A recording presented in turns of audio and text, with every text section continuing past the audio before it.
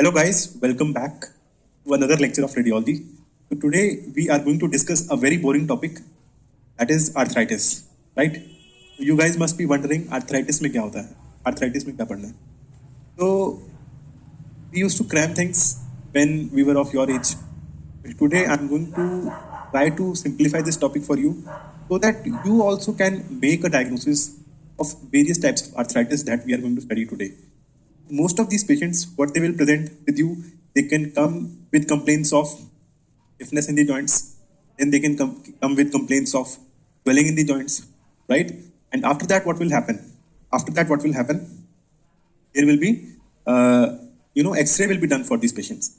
X-ray will be done for these patients, and let us see what are the findings that we will see on the X-ray, right? So before studying about the various types of arthritis, let us have a look. Okay, what are the various anatomical structures present in the joint cavity, right? So just remember that this joint cavity it is covered by a joint capsule, right? Joint capsule, and this articular surface of the joint it is covered with a cartilage, this blue color cartilage. This is your articular cartilage, and your entire joint cavity is lined by a membrane that is known as synovial membrane.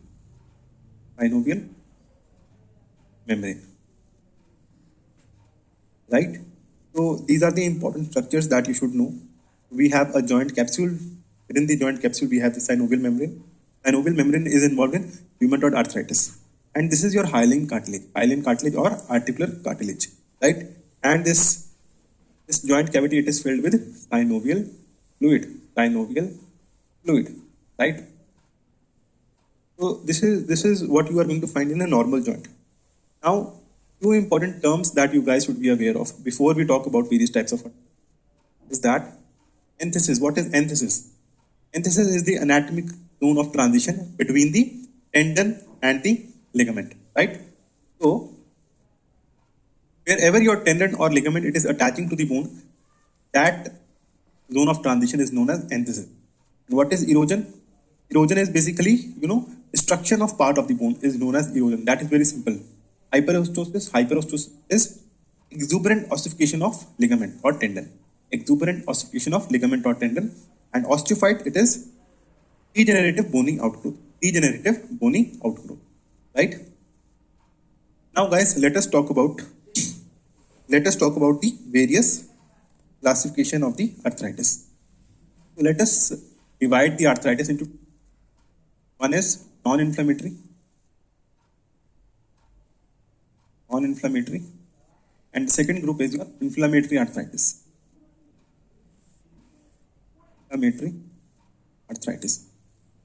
So within the inflammatory group, okay, it can be further classified as positive for RA factor and negative for RA factor, right? Negative for RA factor. Positive RA factor, okay, as the name says, rheumatoid arthritis is seen in rheumatoid arthritis. And negative for RA, it is seen in ankylosing spondylitis, psoriatic arthritis, right?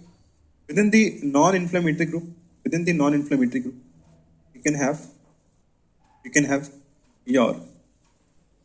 we will have your degenerative joint disease, that is your osteoarthritis, right? So arthritis can also occur due to deposition of mineral. One is your gout arthropathy, and the other is your pseudo gout. This is the basic classification of arthritis that you guys should be aware of, right? So we have divided basically into inflammatory and non-inflammatory group.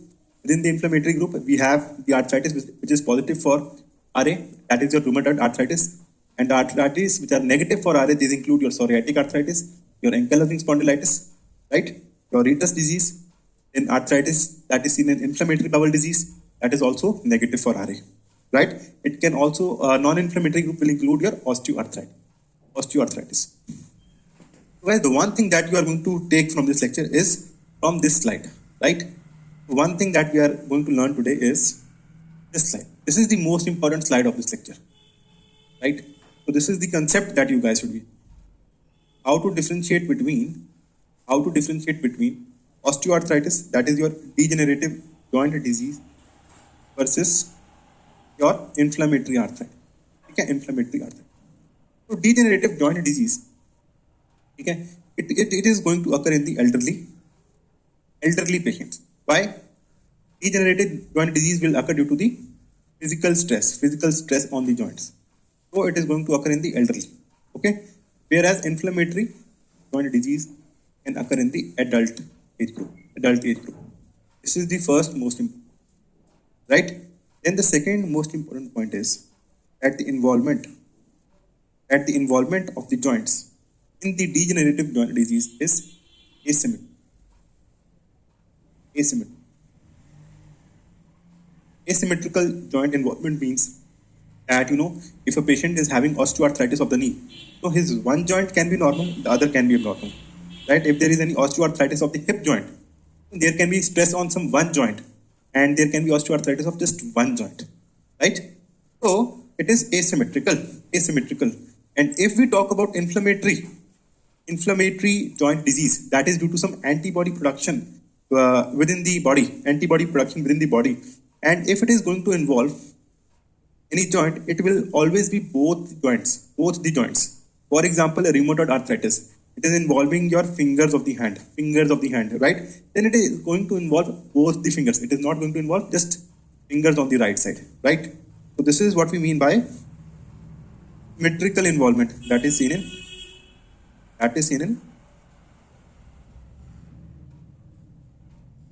symmetrical involvement is seen in inflammatory joint disease. And what else? Okay, joint space in narrowing. It is non-uniform.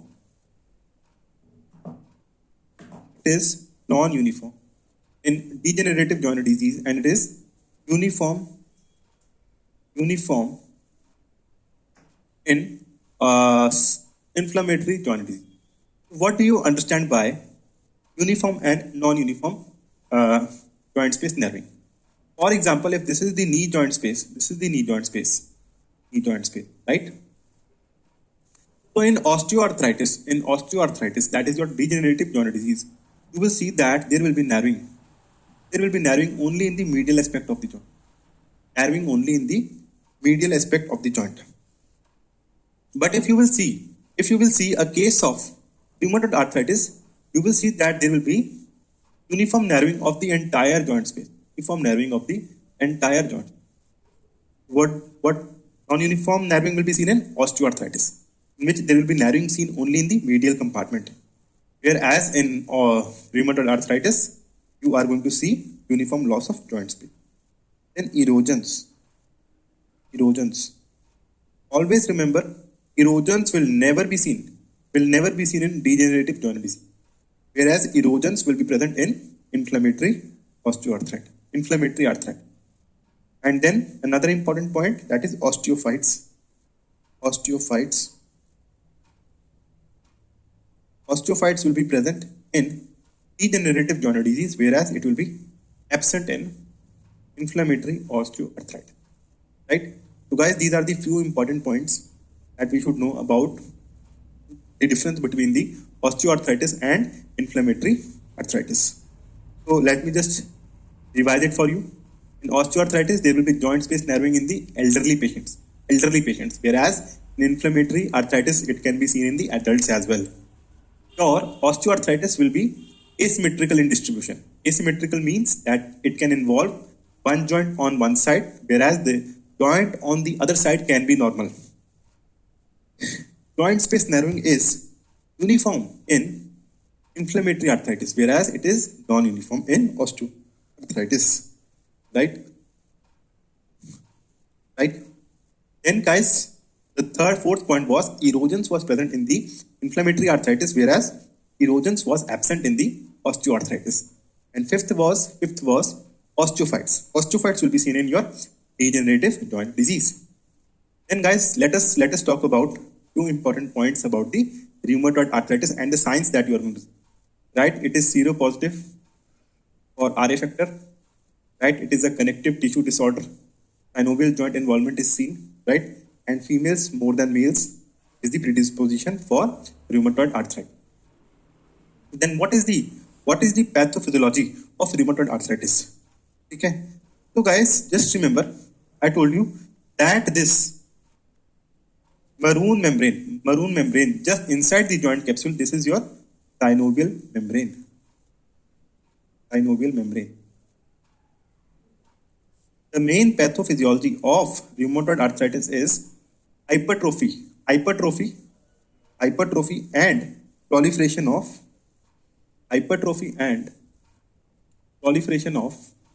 synovial membrane. Right? Hypertrophy and proliferation synovial membrane. What happens?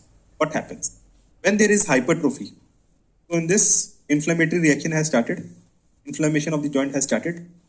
In the second image, there is proliferation of this synovial membrane, right? And this synovial membrane, it is going to eat your articular cartilage. Articular cartilage is eaten by this synovial membrane. Once this articular cartilage, it is eroded by this synovial membrane, what will happen? So, between the two bones, there was articular cartilage. And when this articular cartilage is destroyed, what will happen? There will be joint space narrowing.